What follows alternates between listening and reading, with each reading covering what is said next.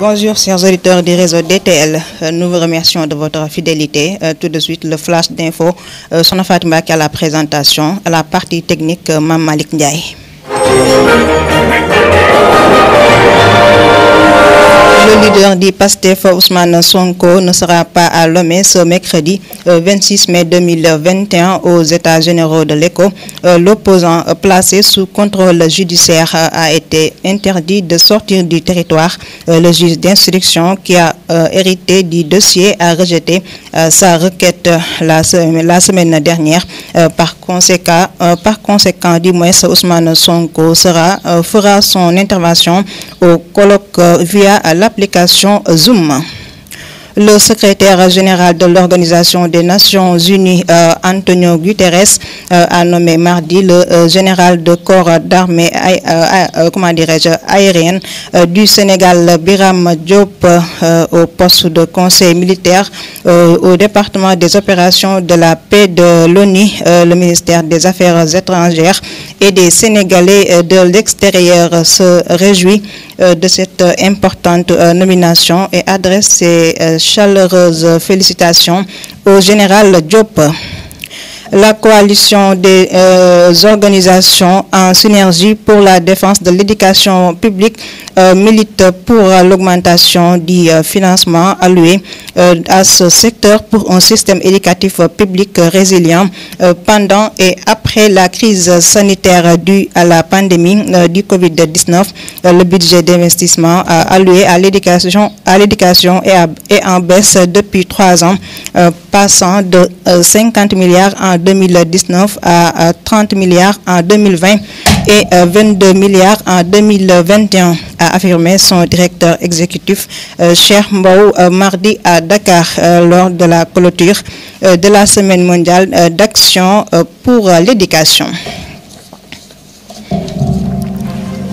Le Japon reconnaît les efforts du Sénégal pour la modernisation du secteur de la pêche artisanale. Sous ce rapport, il alloue dans le cadre de l'aide non remboursable une subvention de 300 millions de yens, environ 1,5 milliard de francs CFA destinés à la fabrication de pirogues en fibre de verre.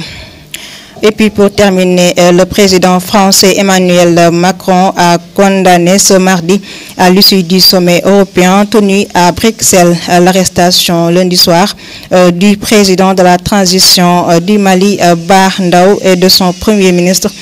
Emmanuel Macron qualifie cet acte de coup d'État dans le coup d'État. Il exige la libération des autorités dont la sécurité doit être garantie et la reprise immédiate du cours normal de la transition. C'est la fin de la partie française. Dans un instant, la version wolof.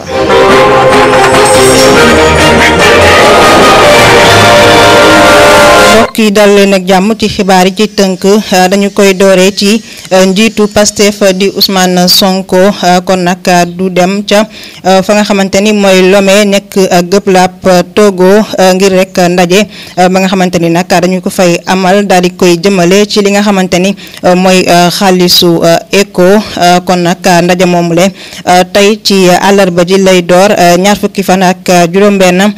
ci weeru mai waaye nag dina yembu 20 fan ak juróom-ñett ci weeru mai. kon nag Ousmane Sonko dañu ko rek aaye mu génn réew mi li waral li ni mel mooy rek yoon da koy topp. kon nag ci pàttali moom Ousmane Sonko sàkk woon na rek ngir mën a dem teewe rek ci ndaje ma waaye nag li ni mel ki nga xamante ni mooy Bassirou Gueye nangu ko. moom Bassirou Gueye nag mooy ndawal yoon. kon nag ci jëfekaay gi maanaam rek application bi nga xamante ne mooy sum ci la rek kii di Ousmane Sonko nara bokke ca ndaje moomule. jëwrin ju rëy ju mbootaayu xeet yi di Antonio Guterres kon nag daal dinay rek tabbu talaata ki nga xamante ni mooy kilifaap xare bi ñeel jaww ji di rek Birame Diop li nga xamante ni mooy xelalkatu xare ca fa nga xamante ni mooy mbootaayu xeeti di ONU. kon nag li ni mel ñi nga xamante ni ñooy njëriñuk biti réew mi ak te rek yore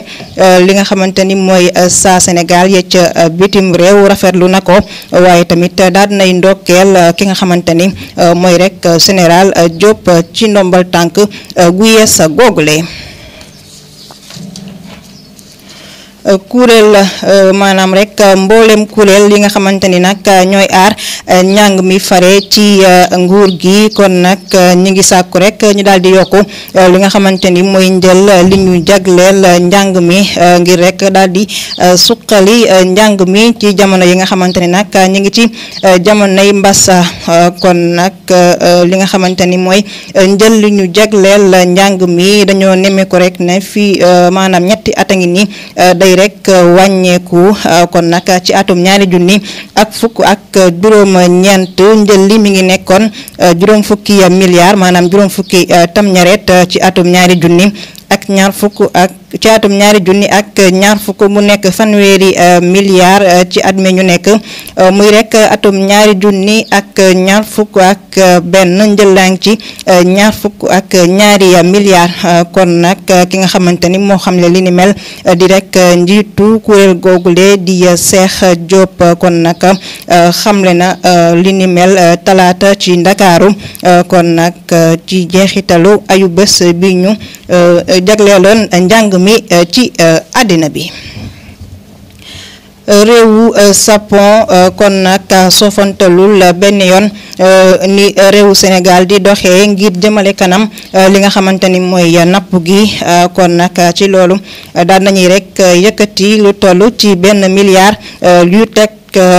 juróomi téeméeri million ngir rek daal di koy jagleel li nga xamante ni mooy napp gi ci réew mi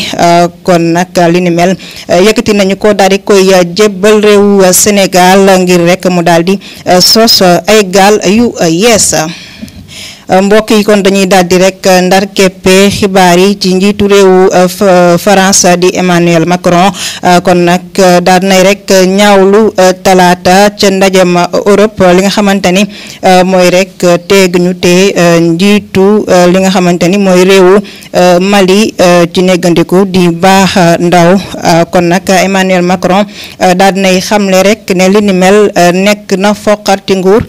ci kaw rek foqarti nguur kon nag mi ngi sàkku rek ñu daal di ñu bàyyi rek kilifa yooyu le na mu gën a gaawee mbokk yi kon foofu la ñuy yamani ak yéen ba beneen yoon soxna Faati moo nekkoon ci kàddu gi aji xarala gi Mame Malick Ndiaye mbokk yi ñu ngi leen di ñaanal jàmm ci la lépp xaj fitna xajul ci kenn cant ak ngërëm